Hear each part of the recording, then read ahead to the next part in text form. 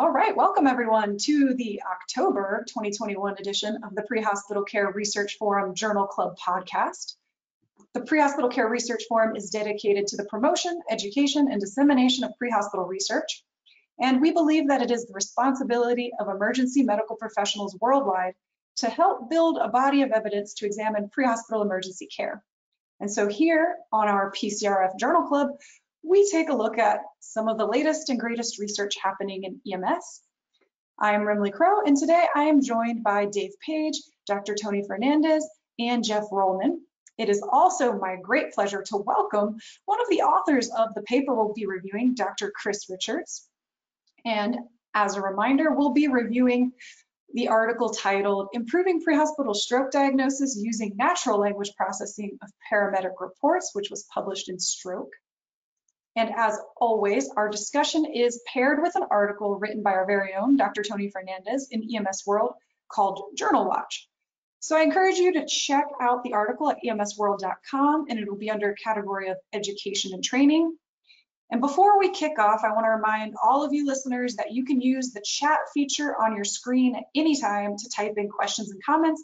And this is a good opportunity for us to bring those comments into the conversation as we go.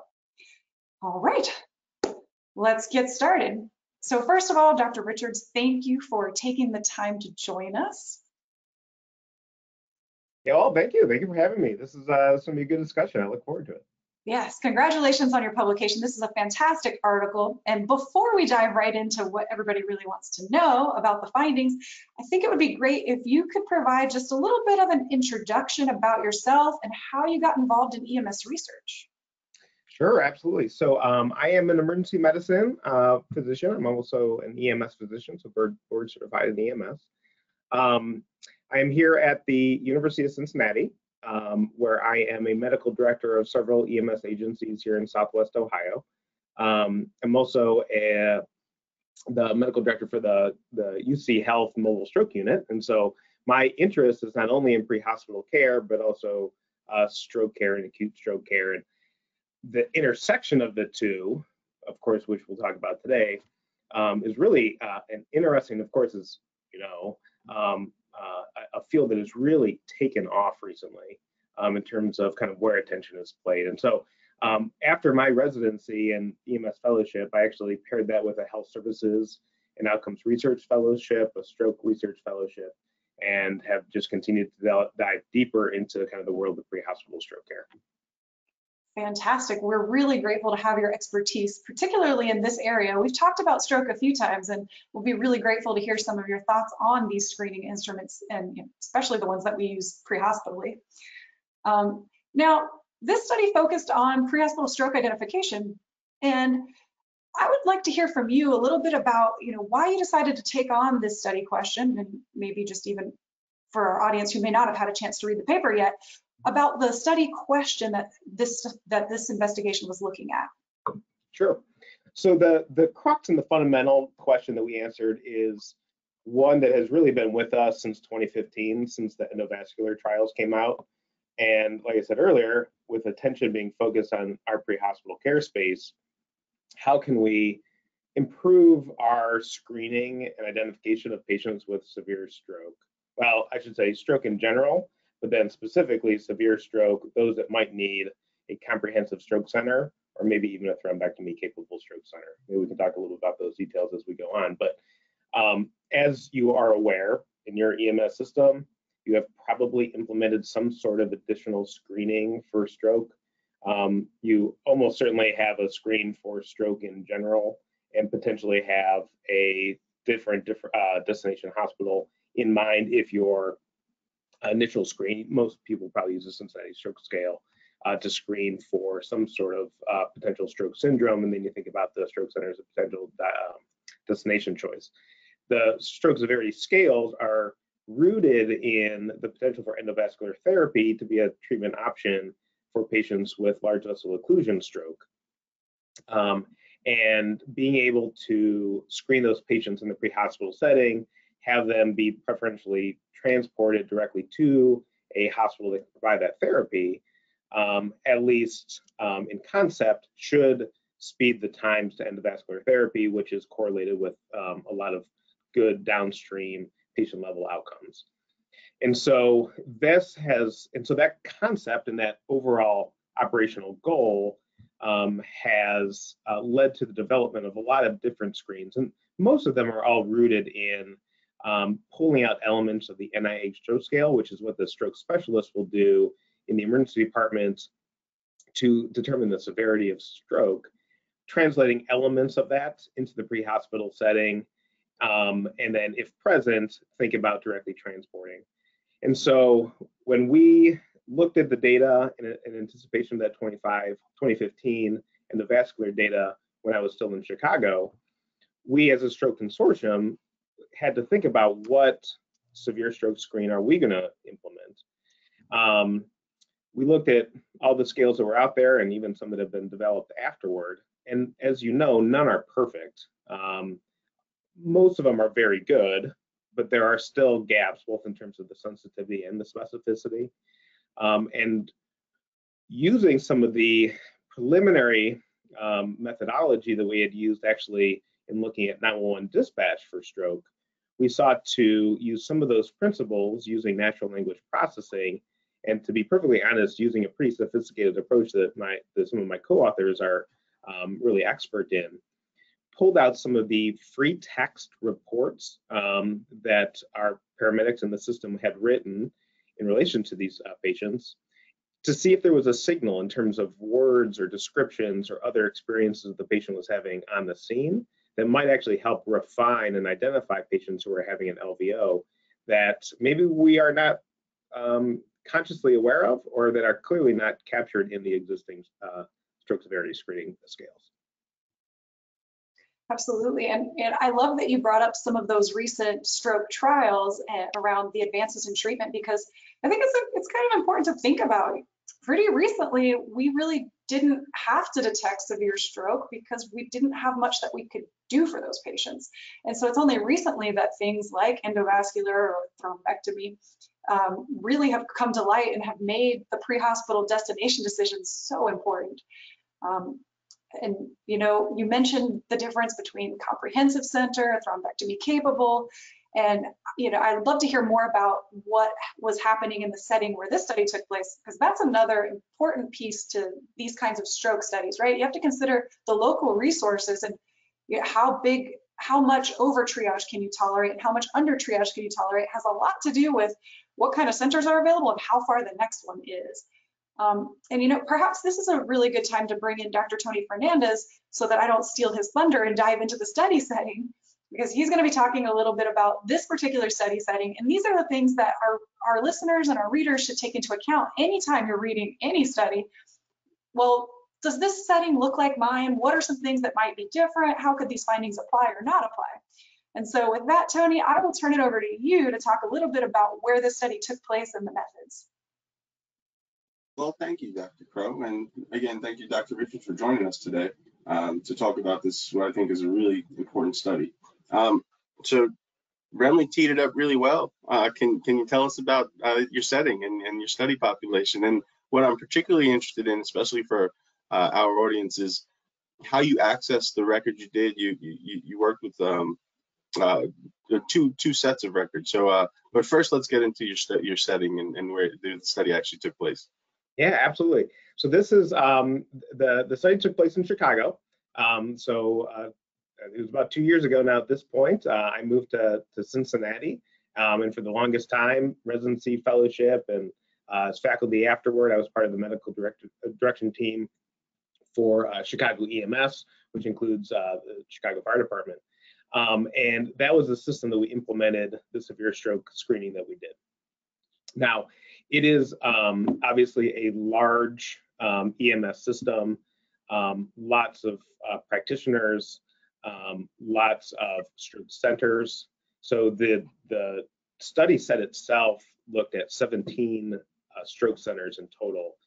The system itself actually transports to an additional 6 or 7 or so that are actually outside of the city boundaries that are still included within the EMS system, just not in the data set that we had. And so that's important. At the time, there were 4 comprehensive stroke centers, no thrombectomy capable stroke centers. that were located primarily central and then north in terms of the location in the city. And so there were areas of town that had differential transport times to comprehensive versus primary, but it was still an urban setting across the board. The study that we're talking about here in this paper is actually it's a part of a larger study called eSpeed that the senior author on this paper, Dr. Shyam Prabhakaran, was the PI of, that looked at two things. One is a lot of what we're kind of reflecting here, which is, are there better ways to improve pre-hospital severe stroke detection? But then the flip side of the grant was to look at door-in, door-out processes. So that interfacility transport, because Remley, you bring up an excellent point, which is even in an optimized setting and optimizing some of the severe stroke scales that we're all familiar with, there is still a gap in terms of the sensitivity and specificity. And so regardless of what we do on the scene at the curbside, there's still going to be large vessel occlusions that are not going to screen in, that are brought to a primary stroke center. And in those situations, having high efficiency door-in, door-out processes for interfacility transfer is super important. The flip side of this too is to think about, well, you could in an EMS system bring every single suspected stroke to the highest level of care. But the reality is that I don't think many of us, at least in the EMS world, think that that's really the best thing for patients. And that's for a couple reasons. One is for primary stroke centers to care for stroke patients, the vast majority of patients they do really great care for. It's really the advanced cases, the very severe hemispheric strokes or the large vessel occlusion strokes, that the higher level of care is really made for. And if we are able to keep patients in their medical home, well, that's a good thing. The other flip side is that, and a colleague of mine, as we were putting this together, brought up an excellent point, which I bring up when I talk about this, is that if we brought all of our severe stroke patients to the comprehensive stroke center, the comprehensives are going to get overwhelmed with patients. Their stroke units are going to be overflowing. And while that's important, is twofold. One is that the primary stroke center who gets the walk-in patient is going to have a challenge transferring that patient to that higher level of care. But then additionally, the primary stroke center gets less familiarity with taking care of what really should be their bread and butter, the stroke patient with a variety of different stroke syndromes. So that was the environment that we worked in, both from an EMS system perspective and then from the stroke system of care. Thanks. That was very thorough. I appreciate that. So you went through and you accessed all 911 reports for the calls that actually went to these 17 primary comprehensive stroke centers. And the study was done from November 28th, 2018 to May 31st, 2019. And what's really interesting on this call, we have a lot of budding researchers, a lot of students and folks looking to get into EMS research. And I really like that you were able to collect data and access data from not only the pre-hospital care reports, but from your Get With The Guidelines stroke registry. Can you tell us a little bit about the process that you went through for accessing those data, and if you had permissions, and how did you get access to all the information used? Yeah, so the good thing and the neat thing about the stroke system of care is that lots of hospital systems, but let me describe it in a couple different ways. So Illinois is set up by 11 different EMS regions set up geographically. In each of those geographic regions, actually by state statute, there is a regional stroke advisory subcommittee made up of interested folks. So they could be EMS background folks, they could be stroke background, they could be a stroke coordinator, EMS coordinator. And so it really is a multidisciplinary from hospitals and EMS agencies throughout an entire region. Part of our partnerships in this was to work with our local American Heart Association partners as well, who were very important partners, because each of the stroke centers in the system, it was actually a requirement to receive EMS patients, is that our stroke centers report de-identified data to the honest broker of the American Heart Association, so that the EMS system is actually able to review from a quality assurance perspective the experience of our stroke centers and the patients that our EMS practitioners transport. So with that as a background, we were using that for a number of years just to kind of QI kind of the overall stroke care. We use those data in that database from a hospital outcomes perspective. In this particular study, mostly kind of to adjudicate the final diagnosis, but then looked at EMS run report data, including free text data in the narrative. But in addition to that, the drop down, click box stuff for the Cincinnati stroke scale and these sort of elements actually in the EMS run report. And we're able to do a probabilistic linkage and kind of pair the both. Now, at the time, we were one group that did that. Several others have had an experience about linking pre-hospital and hospital-based outcomes. I promise Remley did not plant this next comment, but the data set in the ESO has really just been a fantastic way to kind of bridge that pre-hospital and the hospital-based outcomes, because the more that we are able to know about what happens to the patient on the hospital-based side and their outcome and match that with what can really be detailed pre-hospital data, then we're able to look at things like we did in our paper and really kind of get an overall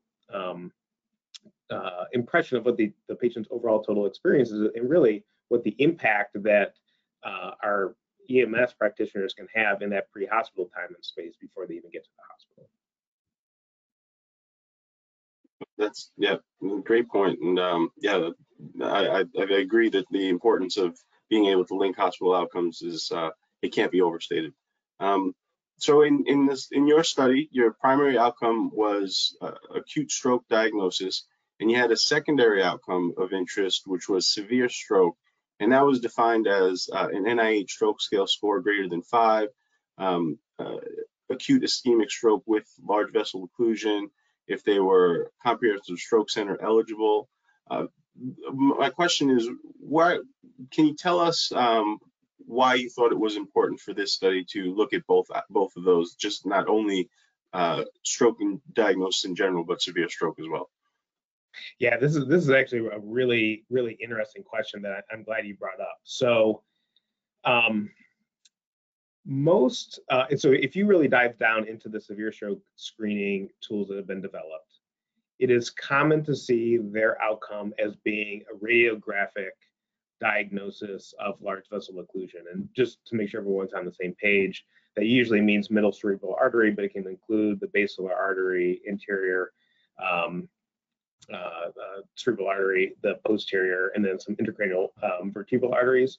Typically, the arteries that are occluded that an endovascular surgeon will attempt or at least consider endovascular therapy on are those large vessel occlusions. That was part of what we learned in 2015.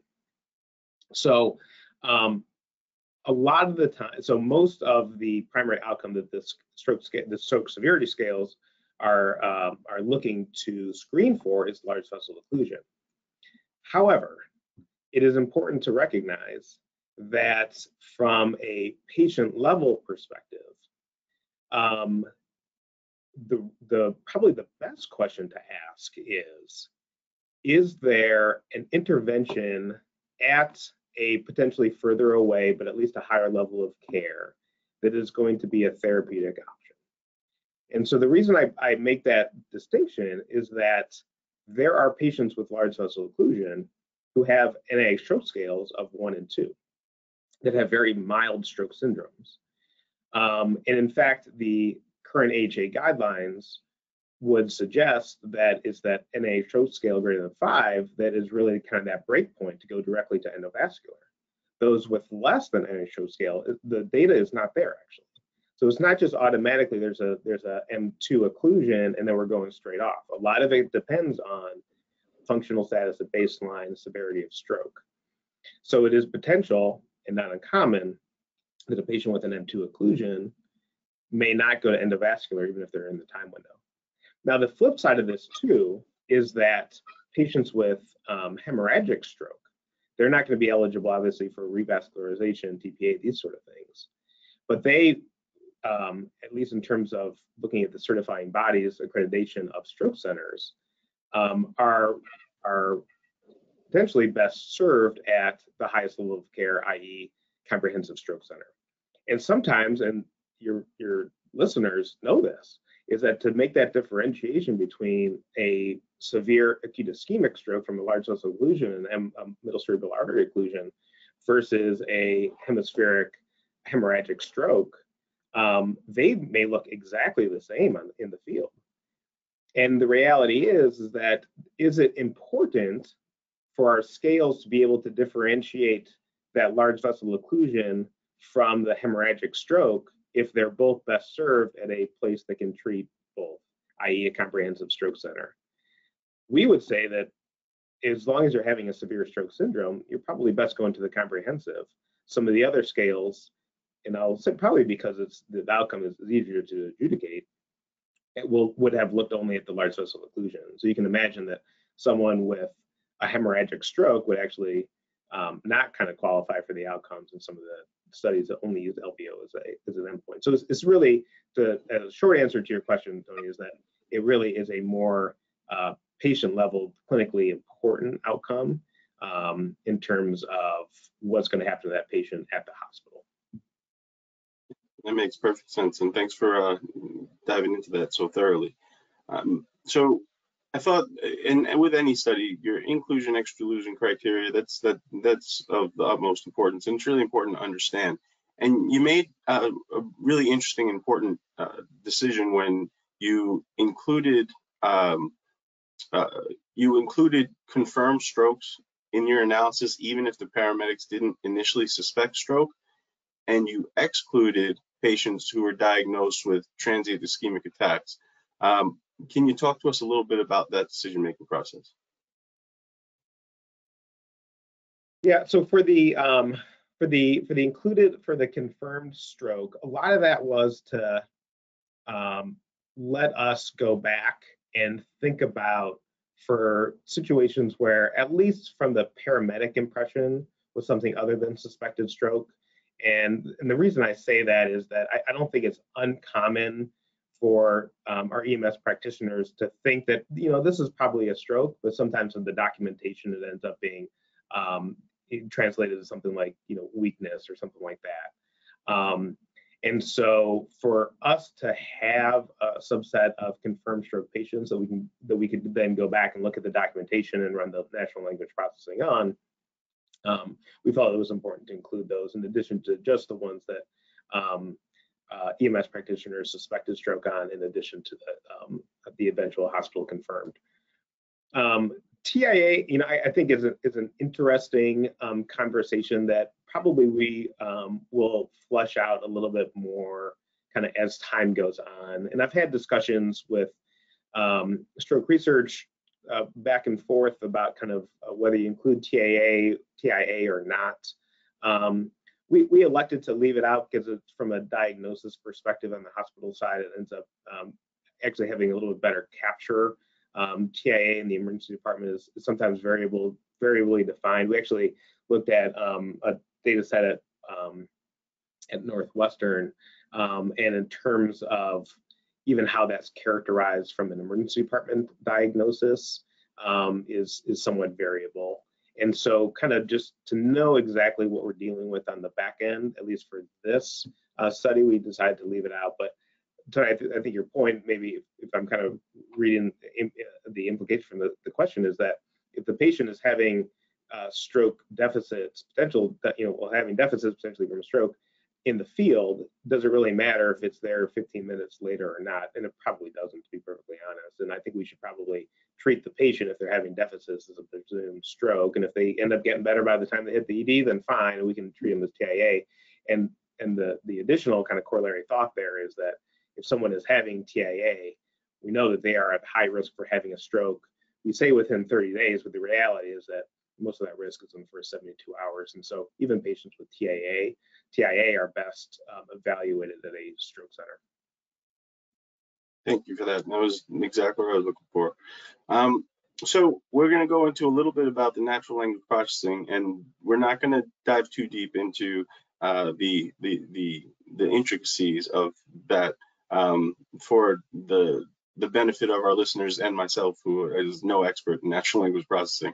But you are able to come up with, you utilize the top 20 unigrams or phrases that you pulled out of the narratives, and the ones that you ended up going with were things like unilaterally, weakness, slurred speech, facial droop, and minutes ago, which I thought was also really interesting.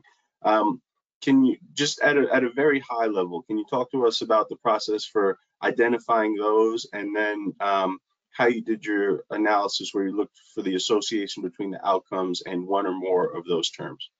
Yeah. So just in broad terms, when it comes to natural language processing and some of the concepts that fed the approach that we took, is that essentially the computer is looking at, again, we looked at about 1,000 patients and every single text report from there, and you can imagine that while there's variable length in terms of how much is written, that's in total a lot of text to plow through. If we were doing this as a qualitative research team, we could do that. It would probably take us 10 years to do.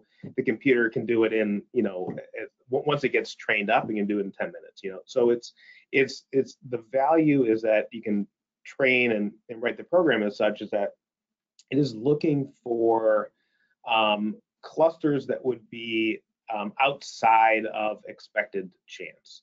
And that's kind of the whole concept between natural language processing, machine learning, is that are there types of words, clusters of words, sometimes interrelated words that kind of come together to give you a signal that maybe is not immediately apparent in just kind of looking through some text reports, or that may not be necessarily apparent in more quantitative data capture. So like, for example, in this study, clicking through the Cincinnati Stroke Scale on your drop-down boxes versus describing what the interaction was on the scene. And I think that's where the learning point from kind of the words that came out are kind of reflected in the analysis, which is to say that even though our paramedics were doing Cincinnati Stroke Scales, that even adding on some of the descriptors from their free text reports, a lot of which are actually pretty similar to the Cincinnati, I think gives the impression that that interaction on scene with the patient was reflecting the elements here. So that's the unilateral symptoms, the fact that there is weakness, facial droop, and slurred speech. So I think your recognition that time of onset, characterized by minutes ago, these sort of things, is a lot of kind of what the paramedics, EMS practitioners in general, but for our system was paramedics, were kind of elucidating from that patient on scene. And I think it's also probably important to potentially extrapolate from why we saw this, is that, remember, this is free text, and a lot of that comes from what the patients or their family members were kind of describing on scene. And so it's more than just the objective, what the medics are able to get when they do the exam may or may not be limited. Maybe it was a TIA, or maybe the patient would have such a severe stroke syndrome that they couldn't participate in the care. But they were getting that information from the family as in terms of the events leading up and the historical elements of that presentation. So I think some of that, I think, is actually reflected in what we saw in terms of the top 20 that really kind of boiled down to those 5 or so that we ended up itemizing. And we have a comment from the audience that perhaps is helpful. Let's see. So Greg Fries asks if the clusters outside of expected change are something similar, to what we would see in a word cloud. Yeah, it is. It is really similar. I think that's actually a really good way to think about it in your mind, because sometimes what we do when we visualize, and actually, I mean, if anyone has the paper up, the graphical abstract might be a touch hard to follow, but there's a little picture in there about I think like a red and a green kind of like just grouping. And so similar to like what you see in a word cloud, where kind of things all kind of jump together, this green group of dots and the red group of dots, they all kind of come together to kind of give a story that, yes, this was preferentially used in this context versus the other group. And a word cloud is another graphical representation. So I think that's a really smart way to kind of think about it. Yeah. Absolutely. Well, before I hold us up any longer from getting to your really interesting results, I wanted to open it up to any of our other panelists who might have methods-related questions, and then let's move on and see what you found. Well, as your friendly neighborhood statistician, I can't miss an opportunity to highlight something that I think is really strong in the analytic technique, and that was the decision to split the data into essentially what was a training data set and a validation data set. So I wonder, Dr. Richards, could you tell us a little bit about that decision at all, or why we might want to split data? Yeah, and so in this situation, about 2/3 randomly selected across the board, but because the data set was large enough, we were able to essentially, well, so it's called machine learning for a reason. So you set up parameters in the program, let the computer run its program, literally learn the data set and actually refine the process as it goes along. And then at the end of that, then you end up with a process that we think is going to be accurate at identifying what you want to figure out. And so that whole process is called derivation, and you work on a derivation data set. And so most of kind of what the data set was doing was kind of figuring out what exactly is are the important findings, are those words that come out, those word clusters that come out. And then in the additional data set, and we decided to do it in the entire data, well, in the 20% that came out versus a separate data set. The alternative would be to do it in a separate data set, but we did it internally and ran the exact same program, except this time we're applying it to see how well it performed. So that derivation is how can we ideally optimize what we think the machine learning outcome process is going to be, and then you test it and see if it works. And I think that's a really strong approach that sets this up for replication in the future. And so I did want to make sure that we talk just a little about that. And I promise we will be getting right into the results and the fun part. Do want to let you know that you have a shout out in our chat from Diana Newbecker that you are missed in Chicago.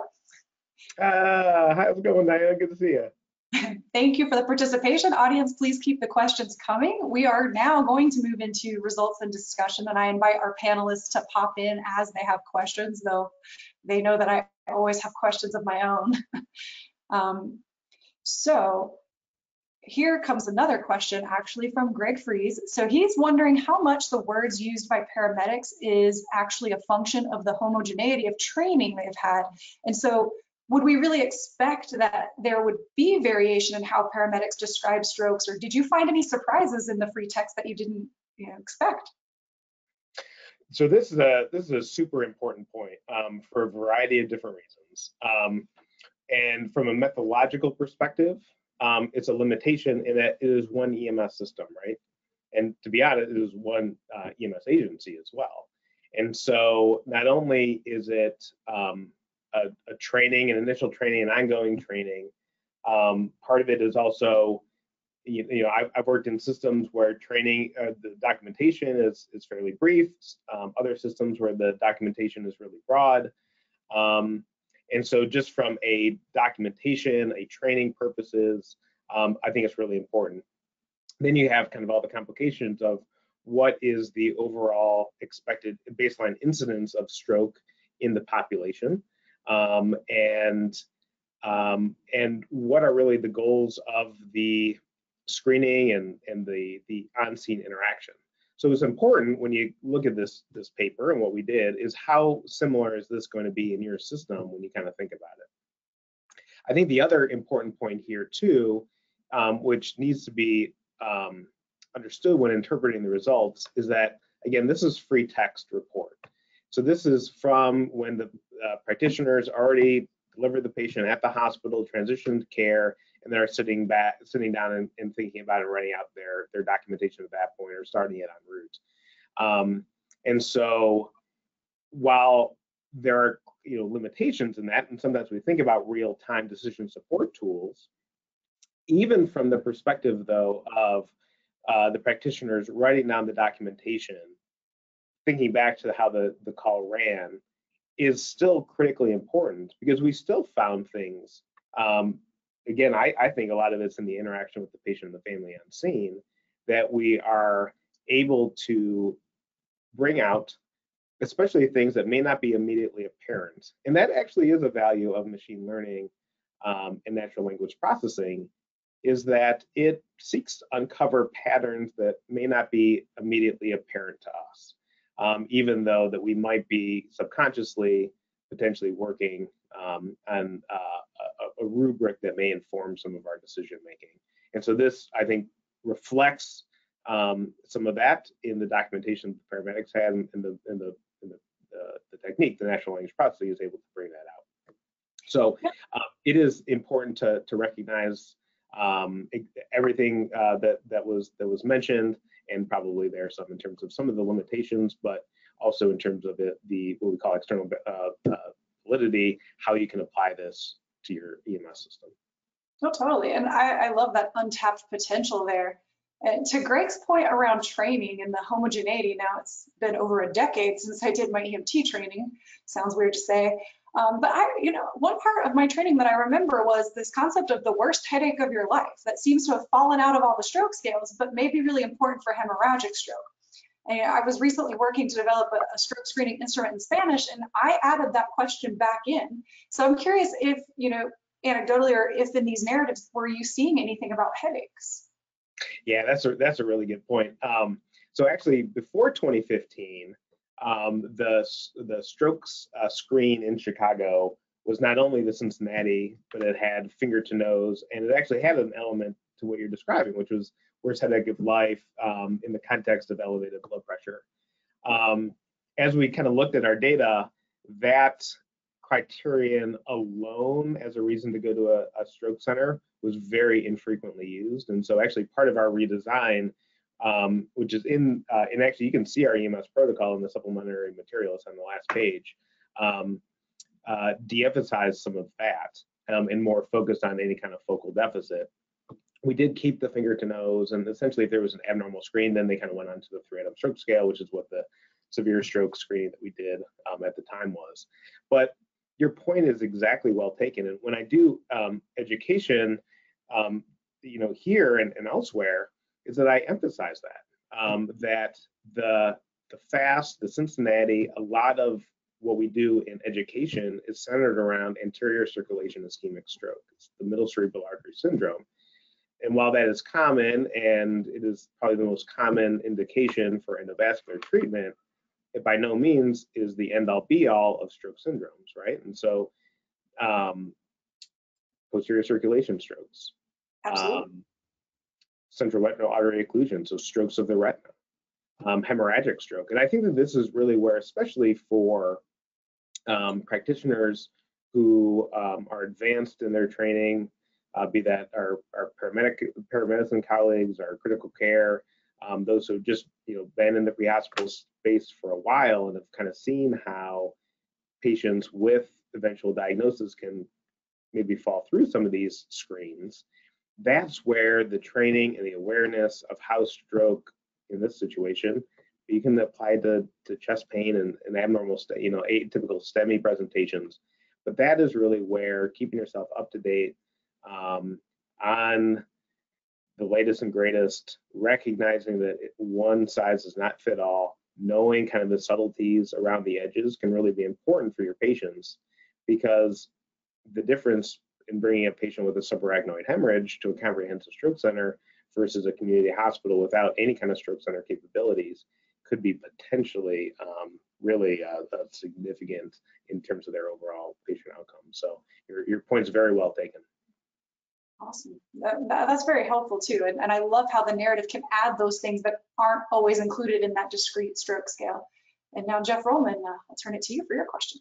Thank you. Thank you. First of all, thank you so much, Dr. Richards, for joining us and sharing your excellent work. Really interesting to hear about this. You were just speaking about subconscious biases and awareness. And something I was thinking about was dispatch. I know I've seen some papers over the past couple of years showing that just in general, dispatch determinants can very much bias EMS personnel in terms of what could be an underlying condition. I think I even saw a paper showing that dispatchers are maybe even better than EMTs and paramedics at determining a potential stroke. So I was wondering if you had thought about dispatch, and I don't know, in the Chicago region, is it maybe it's all ProQA, kind of the medical priority dispatch system, or are there other systems, and how could that influence any of what we're talking about and seeing? Yeah, this is a super important point, and one that I have a particular interest as well, because as it goes, the stroke chain of survival is only as strong as the weakest link, right? And it really does start with layperson recognition, in that interaction with the 911 call taker, and then all the way down through the line. And so strengthening every step along the way there is critically important to the overall timely treatment and, we hope, overall outcomes of the patients.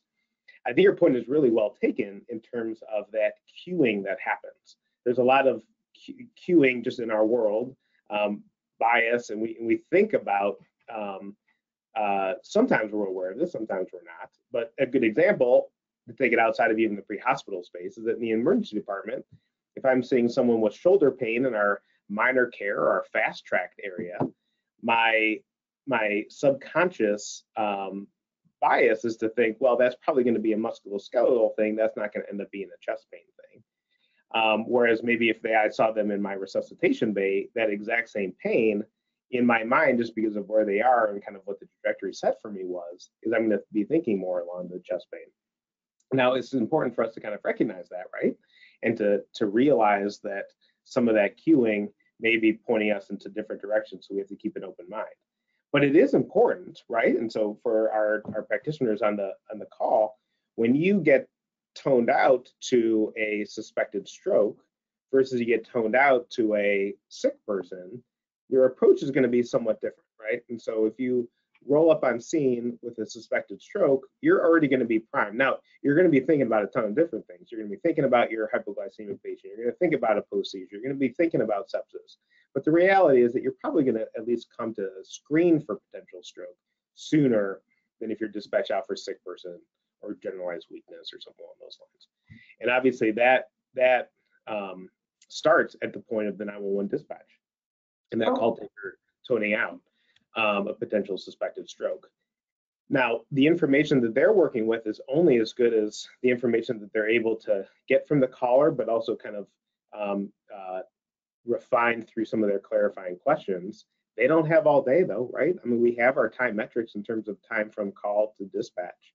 And so it can be super challenging to make that determination. And what I have thought about it at points along the way, and will continue to do so, is how can we better refine some of the decision-making tools. We did do some, we published a paper a number of years ago now at this point that actually looked, we used actually natural language processing in a very kind of like simple way, where we did counts and also a qualitative analysis of what words are actually used in that 911 call for acute stroke. And a lot of it is what you would think. It's about unilateral symptomatology, but the reality is that showed us that 911 call taker is, in some respects, thinking and looking for some of those classic signs and symptoms of stroke. So Emily, your point about the atypical, maybe not atypical, but stroke syndromes that are other than middle cerebral artery syndromes are important to bear in mind, to think about. But then also when we think about doing education in our communities, it's really important for callers, families, maybe patients themselves to use words like the right side of my body is weak, or I think I'm having a stroke. That was one thing that we actually found in that study, is that if callers use the word stroke, that was one of the most important things to cue the 911 dispatcher to actually send out a dispatch code of suspected stroke. And I actually think that probably some of the findings we saw in this paper, the things that we pulled out, like we talked about earlier, are those that are common to the Cincinnati stroke scale. But because they made it to the free text that was written by the paramedic, it means that, in my mind, and I'm extrapolating here, but I think that a lot of that interaction on scene was to, either from a history or a physical exam perspective, was to highlight those. And so if at the point of 911 dispatch, we empower our layperson callers to be confident in using the word stroke if they think that that's what's going on, and extrapolating the messaging from AHA and otherwise, but then also to use those same words on scene with the practitioners who are there at the curbside, then that again frames that interaction there in that pre-hospital setting that has so much important downstream effects in terms of, again, cueing our emergency department partners in the subsequent care that they're going to be receiving.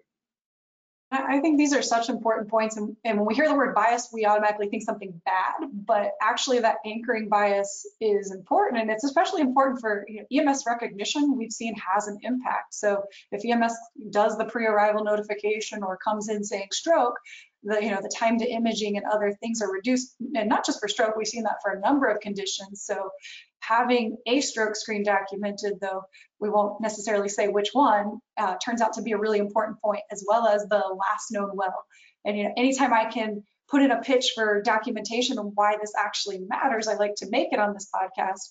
And so I'm wondering if you could comment on how often stroke screening was missing, or how often last known well was missing. So some of our patient records, the screen was missing. Some of that is multifactorial, right? And so sometimes the generalized weakness, or especially for like a basilar artery occlusion, when the stroke syndrome is not clearly an MCA, an anterior circulation stroke syndrome, we get fooled. We get fooled in the emergency department, especially with the basilar stroke. If someone is coming in just altered and confused, there's no focality necessarily to the exam.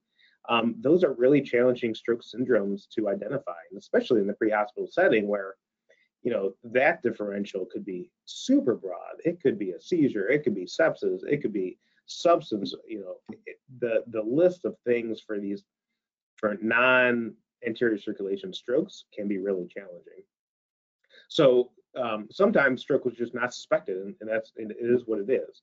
Sometimes you can have such a severe deficit, especially for patients with MCA syndromes where they have neglect, and maybe they are not going to be able to participate in the exam quite as well as what you otherwise would think. And so sometimes it's just the exam is technically limited. And so for a variety of different reasons, sometimes the stroke scale is missing. Last known normal is less commonly reported on. When we did the dispatch analysis, I think it was about 5% of 911 calls had the last known normal. Now, you could argue that maybe during that 911 interaction is less important, but to have mentioned during that 911 call is going to make it more likely that it's mentioned during the on-scene interaction, which is more likely to be reported accurately than at the emergency department side. And just from kind of my role as a stroke team member, when I take stroke consults and advise emergency departments about giving TPA or not, that is a bar none hard stop in terms of what we need to know in terms of whether we can give thrombolysis or even think about potential endovascular intervention. And so usually it is not uncommon whatsoever for our EMS practitioners to be the only ones there on scene with everyone who saw the patient and knew exactly when the patient was last known normal, distinct and separate from symptom onset. Potentially just as important, but that last known normal is really where we're kind of really setting the time mark to start our 3 to 4.5 hours of time. Absolutely. So that documentation is key, and it does get shared downstream, which I think is really important. And now we are rounding out into our last 10 minutes of this podcast. And I know we chatted about this, in the green room before the podcast, but I want to bring it up because I find this study to be particularly encouraging that the free text did add something above and beyond the Cincinnati, but overall the Cincinnati itself, just face, arm, speech, performed pretty well. And so I was wondering if you could comment on, it seems like every day there's a new stroke scale coming out, and I'm still kind of remiss that there isn't a Remley stroke scale, though I hope someone invents it one day. But I think before agencies implement some of these more complex stroke scales, or heaven forbid something like trying to perform the NIHSS pre-hospitally, what are some of those elements that make for a good pre-hospital stroke screen, and what should agencies keep in mind when they're thinking about implementing maybe a second layer to detect stroke severity? Is that even necessary? So we mentioned this a little bit earlier, but really all of this stroke severity screens are rooted in the NIH stroke scale, which is this really long and detailed. You can be done quickly, but it's this really long kind of assessment that the emergency department and stroke specialists will do. The reality is it probably just is not practical to go through the whole thing in the pre-hospital setting, and we really don't need to, especially when we're thinking about screening for potential for and thinking about potential destination. And so a lot of it is boiled down to, in the Cincinnati pre-hospital stroke scale, the FAST, the elements that you see here. Things like gaze and neglect and some of the more complex things that you see are more common for large vessel occlusions and hemorrhage and severe stroke in general.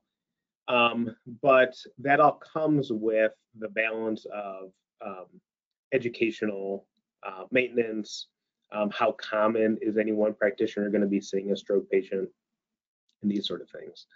And so while the severe strokes scales that are out there do add some incremental clarity in terms of overall severity, none of those are perfect.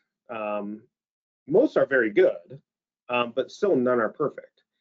And so then when we're thinking about implementing potentially a severe stroke screen, it is important, especially for us in EMS medical directorship role or for practitioners boots on the ground, is to think, how is implementing a protocol that incorporates potentially a very complex scale that maybe requires a lot of education, how is that really going to be operationalized, and how much are we going to actually get out of the back end of that?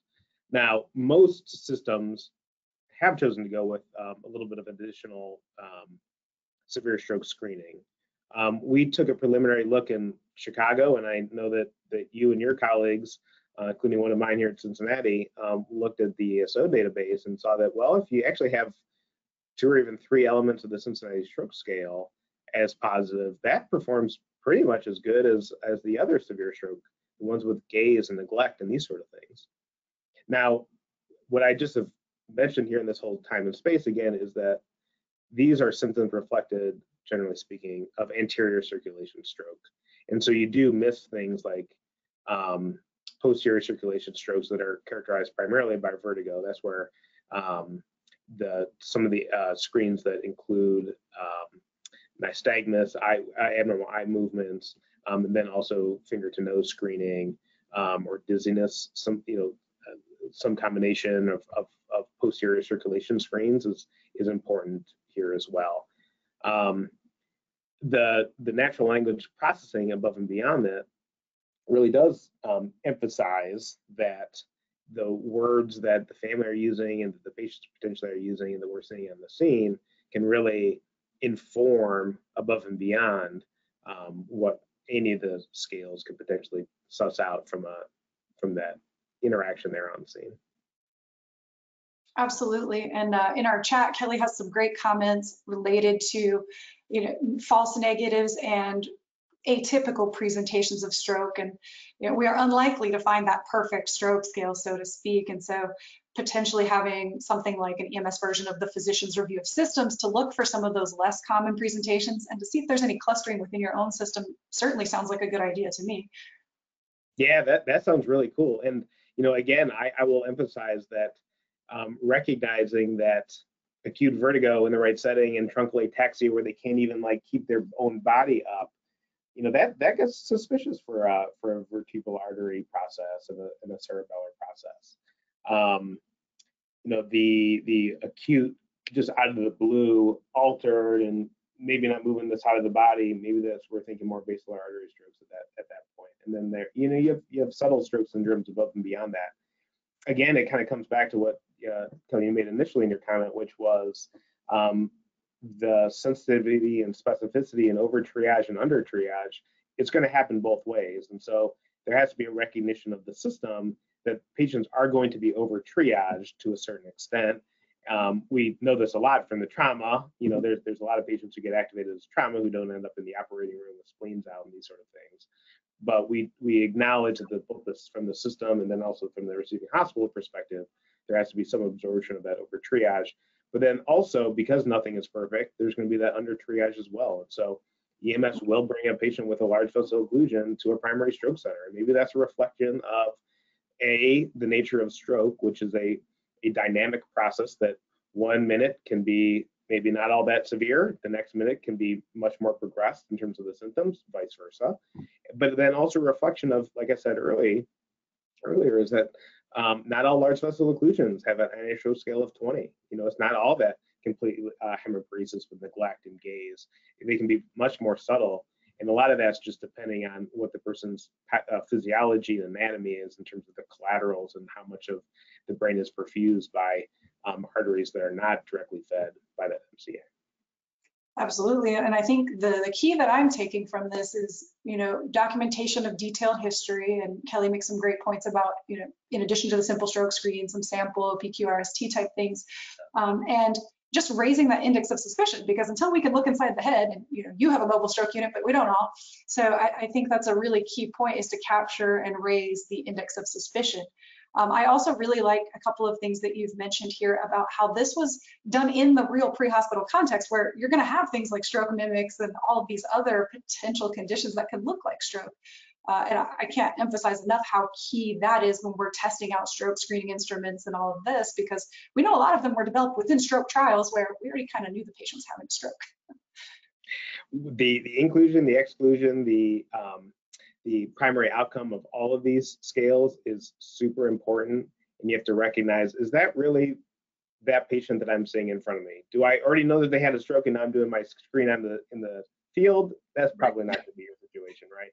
And so it is important to think about the population of interest as being one of undifferentiated neurological symptoms on the scene and what ends up happening to those patients. And that's really what's meaningful to us in the pre-hospital setting.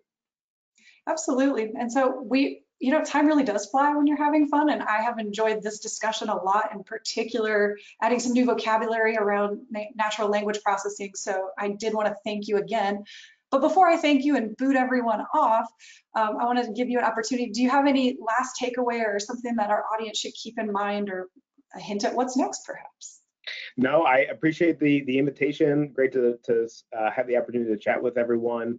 Just, you know, when you're there, interacting with the patient, hear their stories, understand what they're trying to tell you. For patients with acute stroke, that may be really difficult for them to do, either from their disease process of being unable to speak, or maybe even not even able to recognize their stroke is happening because they have such severe neglect. Stroke is a dynamic, is a variable process. And so understanding what is in the scales is really a good place to start, but it's not the entire story. And so what you know as really advanced pre-hospital clinicians that we expect you to really bring to your patients is that added understanding that fills in the gaps. We're trying to help you out by looking at some of the subtle things through natural language processing and otherwise, and looking at studies moving forward to really kind of optimize some of that interaction, but nothing's going to be perfect. You're the ones there at the curbside working with your patients. And if your suspicion is high enough, you know, do the right thing by the patient and have that conversation with the receiving hospital, your online medical control, and then ultimately follow up and see what happened for those patients that you had that high level of suspicion for. Right, that feedback is so important and powerful words. I just want to thank you again for not only your work and excellent publication. Congratulations, Stroke is a fantastic journal. I'm really happy to see EMS research there. And this is a great study adding to the evidence base. Thanks to everyone for the fantastic discussion and participation. It has been great and it really has flown by. If you liked this and you want some more, I want to remind everyone that the Education Research Podcast happens Friday, September 22nd. And we'll be back here with another episode of the Clinical Podcast on Monday, November 8th. So thanks again, everyone, and I look forward to nerding out on the next one. Thanks.